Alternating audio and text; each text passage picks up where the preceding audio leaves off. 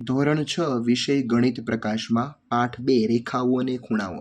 સૌપ્રથમ છે થિયરી આપેલી છે. થિયરીના આધારે આપણે ચાલો શરૂઆત કરીએ. પહેલો પ્રશ્ન આપેલો છે, નીચેની આકૃતિમાં બિંદુ અને રેખાખંડના નામ તમારે લખવાના છે. ચાલો પહેલા બિંદુ કયા કયા, તો કે A, B, C અને D.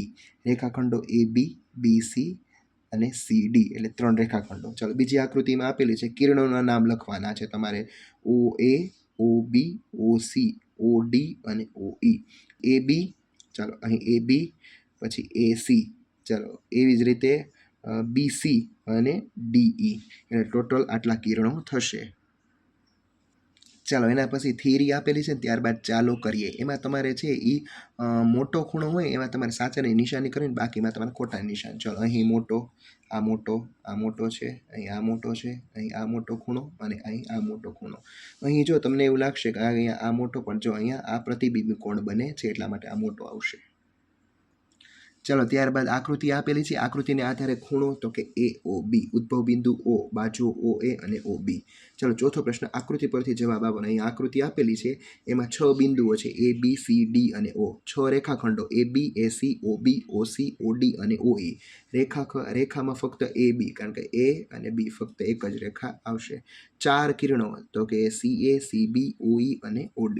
ચાલો એના પછી પાંચમો પ્રશ્ન આપેલો છે, આકૃતિને આધારે છે ખૂણાના નામ તમારે લખવાના.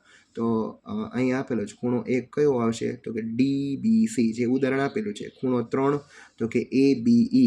પછી ખૂણો 2, તો કે EBD. ખૂણો 1 અને 2, તો કે EBC. ખૂણો 2 ને 3, ABD. 1, 2 ને 3 ABC અને CB, એમાંથી ખૂણો 1 બાદ કરો તો AB અને D. ચાલો એના પછી ચાલો મહાવરો કરીએ. કિરણ MN દોરો. ચાલો અહીં આપણે કિરણ MN દોર્યું.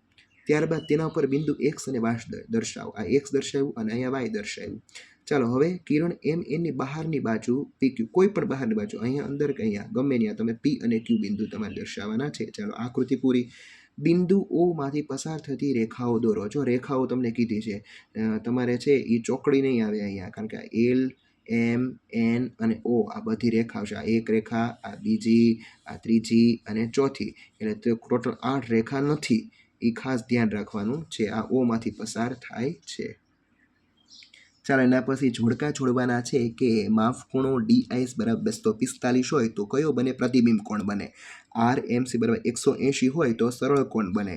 90 અંશ હોય તો કાટકોણ બને. 68 અંશ હોય તો લઘુકોણ બને અને 125 અંશ હોય તો ગુરુકોણ બનશે. ચાલો એના પછી છે એ ઘડિયાળના કાંટા છે, એમાં તમારે બનતા ખૂણાના પ્રકાર લખવાના છે. પેલું કાટકોણ, લઘુકોણ, ગુરુકોણ, પ્રતિબિંબ કોણ, લઘુકોણ, કાટકોણ, પ્રતિબિંબ કોણ અને સરળ કોણ.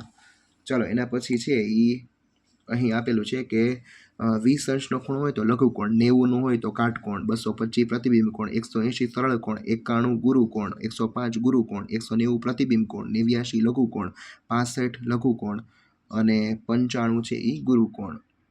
ચાલો ત્યારબાદ કોણ માપકની વડે તમારે છે એ ખૂણા છે એ માપીને તમારે લખવાનું છે કે લઘુકોણ આવશે, કાટકોણ આવશે, ગુરુકોણ આવશે. આમ તો તમને જોતા જ ખબર પડી છે કે પહેલો ખૂણો લઘુકોણ છે, બીજો કાટકોણ, પછી ગુરુકોણ, પછી પ્રતિબિંબ કોણ, પછી ફરીવાર કાટકોણ, પછી લઘુકોણ, પ્રતિબિંબ કોણ અને સરળ કોણ. ચાલો હવે તમારે છે એ ખૂણાના માપ લખવાના છે. જો એક માપ હોય તો 30, 2 હોય તો 30 દુ 60, પછી 90, 120, 150, 180, 210, 240.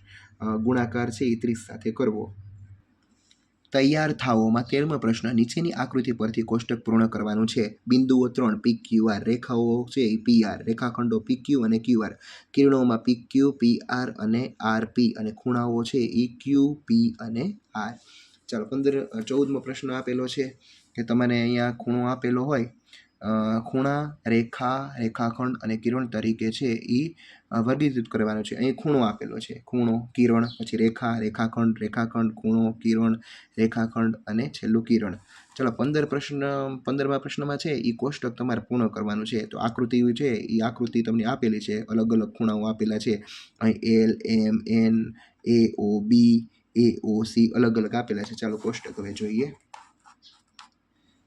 એક ઉદાહરણ આપેલું છે કે AOE લઘુકોણ અને 60 અંશ, COD લઘુકોણ અને 15 અંશ, BOK ગુરુકોણ અને 135, COI કાટકોણ અને 90 અંશ, EOK કાટકોણ 90 અંશ, EOM ગુરુકોણ 120, GOM કાટકોણ અને 90, GOL લઘુકોણ અને 75, BOL ગુરુકોણ 150, COM ગુરુકોણ 150, BOH કાટકોણ અને 90, પછી IOM લઘુકોણ અને 60, પછી DOK ગુરુકોણ અને 105, LOE ગુરુકોણ 105, JOA ગુરુકોણ 135, MOG કાટકોણ અને 90 અને MOA સરળ કોણ અને 180 અંશ.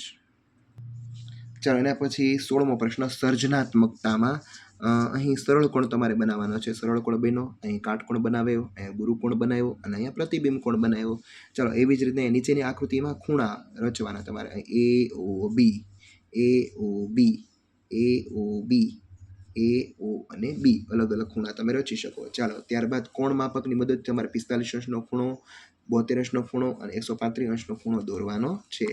ચાલો દર્શાવેલ ખૂણાના નજીકના માપ છે તમારે લખવાના છે કે નજીકનું માપ છે શું હોઈ શકે. અહીંયા 50 હોઈ શકે, 80 હોઈ શકે, અહીંયા છે 110 હોઈ શકે, 45 ને 80 તો ક્યારેય હોય નહીં.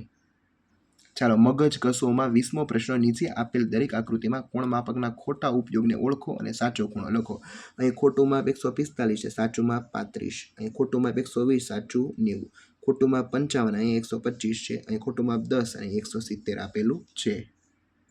ચાલો એના પછી ચાલો ગૃહ કાર્ય કરીએ એમાં વિકલ્પ આપેલા છે. પહેલો વિકલ્પ ખાલી જગ્યાને ટપકું વડે દર્શાવવામાં આવે છે. બિંદુ રેખાખંડ MN ને ખાલી જગ્યા તરીકે ઓળખાય છે. C રેખા XY ને ખાલી જગ્યા તરીકે ઓળખાય છે. B કિરણ PQ ને ખાલી જગ્યા વડે દર્શાવાય છે. PQ ખૂણો PQR ને ટૂંકમાં ખાલી જગ્યા તરીકે દર્શાવાય છે. ખૂણો Q.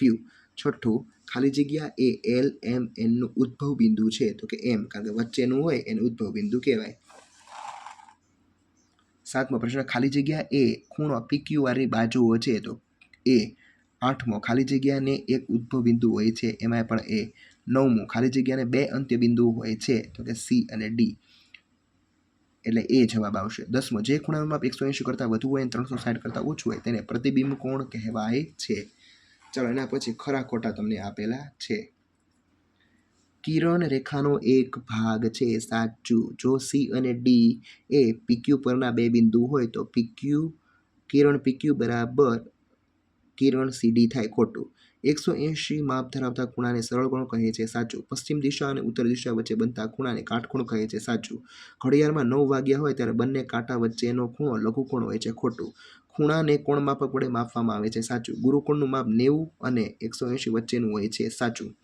જ્યારે કોઈ વ્યક્તિ પૂર્વ દિશા તરફથી પશ્ચિમ દિશા તરફ જઈ રહ્યો હોય ઘડિયાળની દિશામાં ત્યારે તે 1/4 પરિક્રમા પૂર્ણ કરે છે. ખોટું. 200 અંશ એ પ્રતિબિંબનું માપ છે. સાચું. અને જે કિરણ ખૂણાનું વિભાજન કરે છે તેને ખૂણાનો દ્વિભાજક કહે છે. સાચું.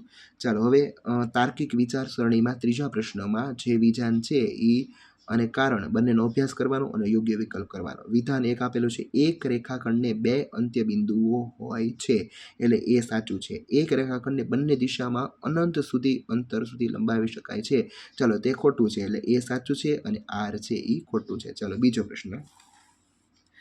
એ વિધાન એવું છે કે પ્રતિબિંબ કોણ એ 160 કરતાં મોટો હોય છે એટલે ખોટું, ન આવે. R શું કહે છે? પ્રતિબિંબ કોણ એ સરળ કોણ કરતાં મોટો અને પૂર્ણ કોણ કરતાં નાનો હોય છે. ચાલો તો એ સાચું છે એટલે કે એ ખોટું છે અને R સાચું છે. ચાલો ત્રીજું વિધાન. ખૂણાઓ X અને Y રેખિક જોડના ખૂણાઓ બનાવે અને ખૂણાઓ X 55 અંશ હોય તો માપખૂણો Y 125 અંશ થાય છે એટલે સાચું છે. ચાલો રેખિક જોડના ખૂણાના માપનો સરવાળો 180 અંશ થાય છે તો તે પણ સાચા છે પણ એને સમજૂતી આપતી નથી એટલે એ ને R સાચા છે પણ એ સમજૂતી R એ એની સમજૂતી છે એટલે એ R ની સમજે પણ R એ એની સમજૂતી છે. ચાલો છેલ્લો પ્રશ્ન. વિધાન એ કાટખૂણાનું માપ એક પૂર્ણ પરિભ્રમણ 360ના 1/4 જેટલું છે. સાચું. ચાલો એક સરળ કોણનું માપ એક પૂર્ણ પરિભ્રમણનું અડધું હોય છે તો તે પણ સાચું પણ સમજૂતી નથી એટલે એ ને R સાચા છે જ્યારે એને સમજૂતી નથી. ચલો અહીં તમારું આ ચેપ્ટર પૂરું થાય છે. હવે આપણે ત્રીજા ચેપ્ટરમાં મળીશું. Thank you.